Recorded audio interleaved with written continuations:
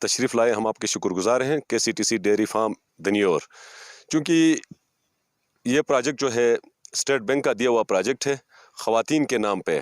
ایک خاتون کو ایک گائے دی گئی ہے۔ اسی طریقے سے ہمارے ساتھ جوائنٹلی 100 خواتین مل کے کام کری ہیں۔ یہ فارم ایک جگہ میں لانے کا مقصد یہ ہے کہ ان کو دوائیاں، ان کی دیکھ بھال الگ الگ نہیں ہو سکتا تھا، ایک جگہ پہ ہے۔ اس سے جو فائدہ ملے گا اوورال ان غریب خواتین کو ملے گا، لہٰذا ہم ان کے پروموٹر ہیں، 2 پارٹنر اور میرے ساتھ ہیں۔ ہم بیٹھ کے اس کو یہاں پہ دیکھ رہے ہیں، یہ فارم کو اگرچہ یہ کامیاب ہوتا ہے تو اس سے سارے خواتین کو فائدہ ملے گا۔ دوسری بات یہ ہے کہ یہ گائے اتنی قیمتی ہیں کہ آسٹریلیا سے دنیا کی نمبر 1 گائے ہے، فریزن نام ہے ان کا، لیکن یہاں پہ ہم نے لانے کے بعد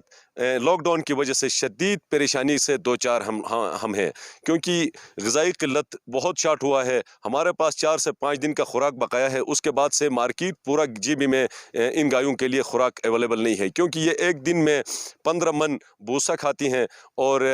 10-11 من یہ چوکر کھاتی ہیں اور 7-8 من یہ وانڈا ان کو کھلایا جاتا ہے۔ اگر ان میں سے تھوڑی سی چیز بھی کم پڑے، ان کو خوراک کم پڑے تو یہ گائے کمزور ہو جاتی ہیں اور مر جاتی ہیں۔ کچھ دن پہلے ہمارا جب شارٹ ہوا یہ خوراک، یہ جو لاک ڈاؤن کی وجہ سے ہمارے 2 گائیں مر گئی، جس سے ہمیں بہت بڑا نقصان اٹھانا پڑا، یعنی کہ 10-12 لاکھ روپے کے 2 گائیں مر گئی۔ تو ہم ابھی حکومت وقت سے یہ گزارش کرتے ہیں کہ بازار میں اشیاء خوردنوش تو اویلیبل ہے، بڑی گاڑیوں کا آنا جانا انہوں نے PM صاحب نے اجازت دی ہے، لیکن ان گایوں کے لیے کوئی بندوبست نہیں۔